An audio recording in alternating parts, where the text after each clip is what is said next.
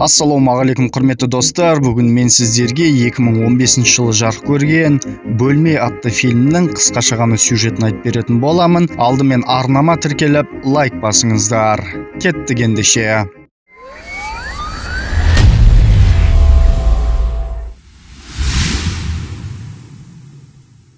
Бір шағын бөлмеде Джек пен оның анасы Джой ұйықтап жатады. Джек «мен бүгін 5-ке толдым» деп анасын оятады. Осылай ол бөлмедегі шкафпен, әжетханамен, шаммен, тағы басқа заттармен «қайырлы таң» деп амандасып шығады. Бүгін біз торт жасаймыз деп тістерін жуып, таңғы жаттығу істейді. Баланың шашы қыздардікі сияқты ұзын, яғни шашын қысқартпағанын түсінеміз. Сол бөлмеде оны ары-бері жүгіртеді. Ванна болсын, барлығы сол бөлмеде орналасқанын, төбеде тек бір терезе ғана барын байқаймыз. Кейін жұмыртқаны жарып, тортты дайындауға кіріседі. Тортты жасап алдына қойғанда «майшам қайда? Тортта майшамдар болатын еді ғой» деп жегісі келмейді. Никтан джинсы сұрағанша «майшамды сұрамадың ба?» деп ашуланады. Анасы «біз одан керек заттарды ғана сұраймыз» деп жеп көрші десе, баласы қарсы болады. Анасының түрі бозарып, бәрінен шаршап, өзін барынша ұстап тұрғанын көреміз. Ол баласын құшақтап жұбатады. Сөйтіп ақыры торттың жартысын жеп, екеуі ваннада шомылады. Киімдерін жуып, жайып, баласына ертегі айтып, оның төсегін шкаф ішіне салып, сағат шиқылдағанда ұйықтау керек деп оны жатқызып, өлең айтып ұйықтатады. Кейін әлгі Ник есікті ашып келеді. Джек оянып кетіп, оның дауысын естіп жатады. Міне оның джинсы,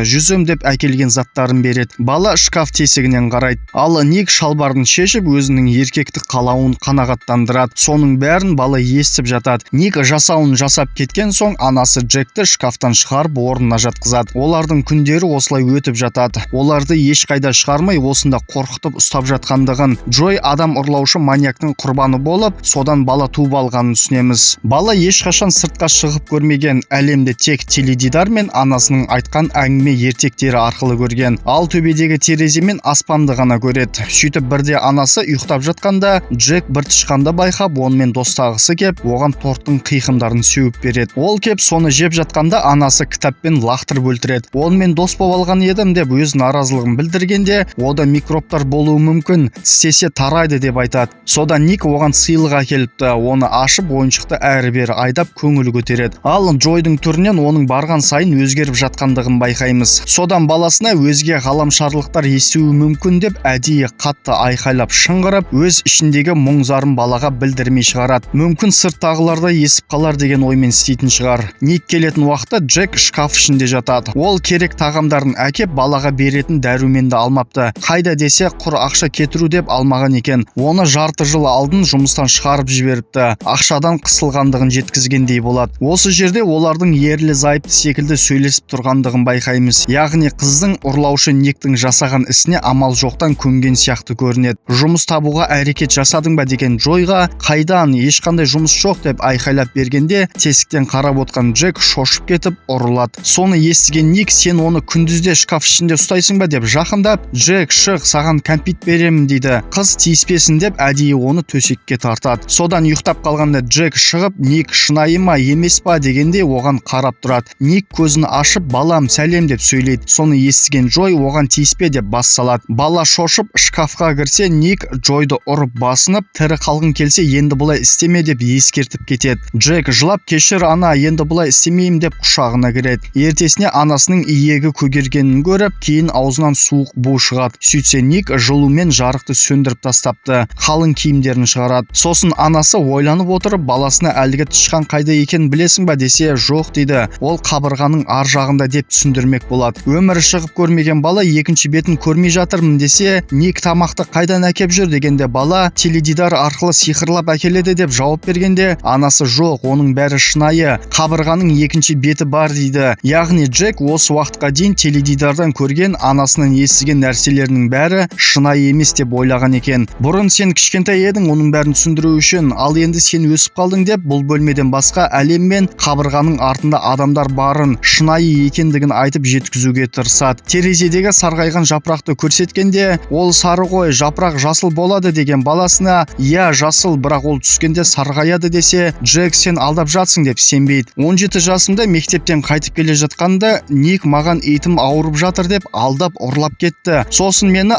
ауласындағы сарайға, яғни осы бөлмеге қамап тастады. Есіктің кіріп шығатын кодын тек сол ғана біледі деп Джойдың осында 7 жылдан бері жатқанын естиміз. Бірақ осыған дейін баласына басқаша айтып келгеннен кейін Джек анасының айтқан оқиғасы мен әлеміне сене қоймайды. Жүйкесі сыр бере бастаған Джой жылап отырып қалады. Сөйтіп ұйықтап жатып Ник жарық пен жылуды қосады. Анасын оятпақ болғанда ол ренжігендей ары қарап жатып алады. Бала өзі таңғы асын дайындап ішіп, төбеден түскен сәулеге қолдарын қойып, терезеге қарап анасының айтқанын ойлана бастағандай көрінеді. Кейін Джой ыдыстарды жуып жатып, теледидарды көріп отқан Джек тасбақалар, акулалар шынайы ма десе, иә шынайы, киноны көріп ол да шынайы, бірақ олар ойнап жатыр деп түсіндіреді. Осылай бала сене бастағанын байқайды анасы. Келесіден Ник келгенде оның басынан ұрамын десе, анасы кезіне оның басынан үлкен қақпақпен ұрып көрмек боп, Ник қашып қап қолынан қатты ұстап алыпты. Онда ұйықтағанын күтейік дейді баласы. Ұйықтап оны ұрсақ біз ештеңе ұтпаймыз, себебі түбегейлі қамалып қалатынын, яғни Никтен басқа есіктің кодын білмейтінін, сосын азық-түлігіміз бітеді деп оны алдап жынды қылуға көмек бересің бе деп екеуі келіскендей болады. Сөйтіп суды ысытып, сенің бетіңді сумен қыздырып қызартамын, сонда Ник сені ауруханаға апару керек. Сол кезде көмекке шақырасың деп оның беттерін қызартады. Кейін ауру секілді сасу керексің деп өзін құстыртып жастыққа жағады. Қорқып жатырмын деген баласына батыл бол дейді. Қалтасындағы хатты қалай алып шығатынын көреді. Осылай Ник келетін уақыт боп сағат шиқылдайды. Ол келгенде оған ауырып қалды, ыстығы көтерілді деп жеткізеді. Ник басын ұстап көріп, ыстығы көтерілгенін көріп, дәрі әкелемін дегенде Джой, қандай дәрі, ол жанып жатыр, ауруханаға апару керек десе, Ник тыңдамай дәрі әкелемін деп шығып кетеді. Сөйтіп бұл жоспарлары іске аспай қалады. Түнде жылап отырып бір ой келеді. Ертесіне баласына айтады: сен өлгендей боп жатып, сені кілемге ораймыз. Ник сені өлді деп ойлап көлікке апарып көметін жер іздейді. Жүрген кезде кілемнен шыға баста, кейін тоқтағанда қашып кетіп, бірінші жолыққан адамнан көмек сұра деп түсіндіре бастайды. Баласын кілемге орап, ары-бері айналдырып, шығарып жасап көреді. Сосын Джектің өзі айнала бастайды. Сонда қорыққан бала сені жек көрем деп айқайлайды. Оны тыныштандырып, ақыры баласы келіседі. Еркек келгенде түнде ол жаман сезінді деп баласының өлгенін жеткізіп, өтірік жылап ақырып, қайғысын түсінген еркек қыздың айтқан барлық нәрсесін істейді. Баланы ашып қараушы болма, оны осында көмбе, мен оны сезетін боламын деген сөздерді айтады. Сонымен баланы көтеріп алып шығады. Тұрған жерлері ауласындағы жасалған сарай екенін көреміз. Бала басын көтеріп қарап қояды. Көлікке жатқызып айдап кетеді. Сонда анасының айтқанын құлағында естіп, айнала бастап кілемнен босайды. Алғаш шынайы аспанды көрген баланың көздері шығып кетейін деп таңырқап қарап қалады. Орнынан тұрып айналасына назар салып көліктің тоқтағанын күтеді. Ал Ник болса оның тұрғанын байқамай айдай береді. Тоқта деген белгіде тоқтағанда секірмек болады. Бірақ Ник жүріп кетіп бала құлайды. Тықырлағанды естіген Ник баланы көріп тоқтайды. Джек бар күшін салып көліктен секіріп түседі. Амалдап жүгіріп қашып бір кісіге соғысып құлайды. Оны Ник көтеріп әкетпек болғанда ер кісі кешірім сұрап бәрі жақсы ма дегенде Джек алдымен сөйлемей кейін көмектесіңіз деп қалтасындағы қағазды шығарады. Мен полиция шақырамын дегенде Ник баланы тастай салып өзі кетіп қалады. Сонда әлемді көрмеген, оның үстіне қорқып қалған балақай жерде сол күйі қимылдамай жатып қалады. Сарғыш жапырақты байқап, шынайы екен ғой дегендей ұстап көреді. Сонымен полиция кеп оны көлікке отырғызады. Көлік есігінің жабылғаны, адамдардың сөйлегені оған таңсық боп, біртүрлі жаңғырықпен дыңғырлағандай естіледі. Әйел полицей одан ақырындап сұрастыра бастайды. Джек, можешь сказать, сколько тебе лет? Бөлмеден басқа ештеңе көрмеген бала бөлмеде тұрды. Төбеге қараған люгі ғана бар. Анасы барын сарайды жеткізеді. Үшінші тоқта деген белгіде ғана секіре алдым дегенде полицей сол үш тоқта белгінің айналасындағы сарайды қызыл пикапты іздеу керек деп рациямен хабарлайды. Солай кейін бір үйге келгенде полиция жиналып тұрғанын байқаймыз. Джек үй жаққа қарап анашым деп шақырып отырады. Сәл қарап отырып қараңғы жақтан анасы көрініп шырылдап баласын іздеп келеді. Сөйтсе полицейлер үйді дәл тауып келгенін түсінеміз. Екеуі жылап қауышады. Оларды ауруханаға қарауға әкеледі. Ертесіне оянған бала терезе жаққа қарап, көздері жарықтан ауырып кетеді. Үнемі бір бөлмені көрген балақай ақырындап түсіп, үлкен болған терезеге жақындап, сыртқа көз салады. Кейін төмен қарап, қорқып кетіп, анасын оятып, біз басқа планетадамыз ба десе, жоқ, біз басқа жердеміз. Бұл аурухана палатасы деп түсіндіреді. Енді ешқандай ереже жоқ. Қалаған нәрсемізді жасаймыз деп екеуі душқа шомылып алады. Сосын дәрігер оларға таңғы ас пен күнге арналған көзәйнектер береді. Джекке ауада микробтар көп, үйренгенше маска киіп жүрсін деп ұсынады. Сол уақытта Джойдың ата-анасы кіріп, жылап құшақтасады.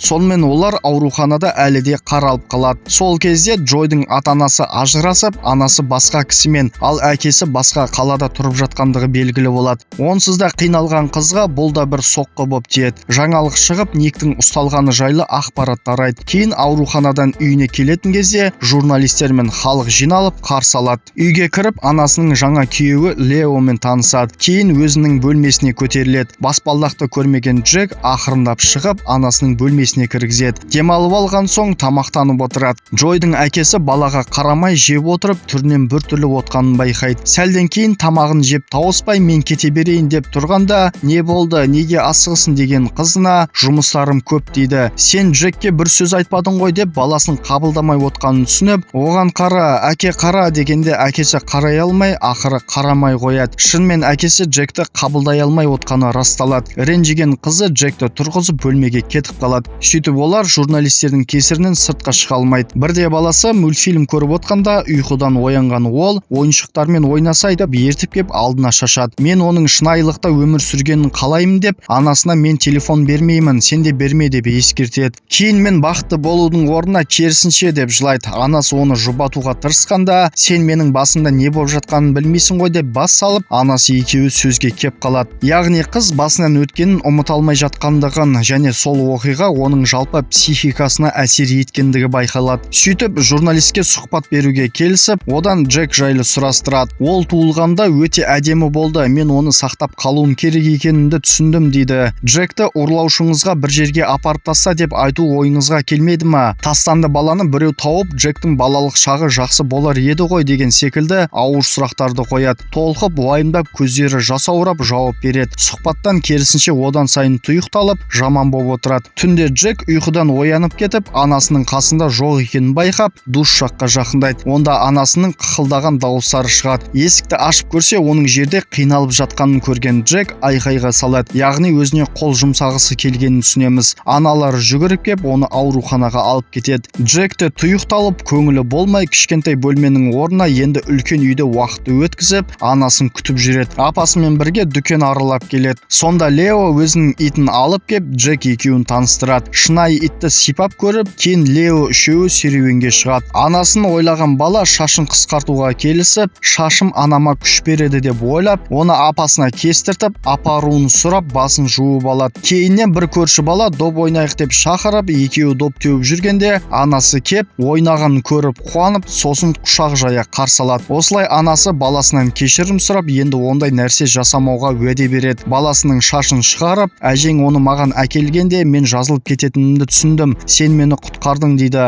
Осылай қалыпты өмірге түсуге тырысып, Джек бұл әлемдегі өміріне үйренісе бастайды. Түрлі ойындар ойнап, серуендеп, коньки теуіп, уақыттарын өткізіп жатады. Бірақ Джек бұрынғы бөлмесін сағынған ол, аз уақытқа бөлмеге барсақ бола ма деп сұрап, полициямен бірге сол сарайдағы бөлмеге келеді. Ішке кірсе, заттарды полиция айғақ ретінде алып кеткеннен кейін болмайды. Соларды іздеп, айналасына ақырындап қарап, кететін кезде сау бол орындық, сау бол шкаф, сау бол төбедегі люк деп соңғы рет көз салып бөлмемен қоштасады. Анасы да сау бол бөлме деп екеуі қол ұстасып қоштасып кетеді. Осылай ұрланған қыз сексуалдық құлдықта болып, бала туып, оны сақтау үшін бар күшін салып, қолдан келгенше тәрбиелеп өсіреді. Құлдықтан аман шыққан қыз бостандықта психологиялық тұрғыдан қиналып, өзіне қол жұмсайды. Бірақ баласы үшін бәрін жеңуге тырысып, өзін қолға алып, қалыпты өмірге бет бұрып, фильм аяқталады. Егер кино ұнаған болса, лайк басып, арнама тіркеле кетіңіз. Келесі кездескенше.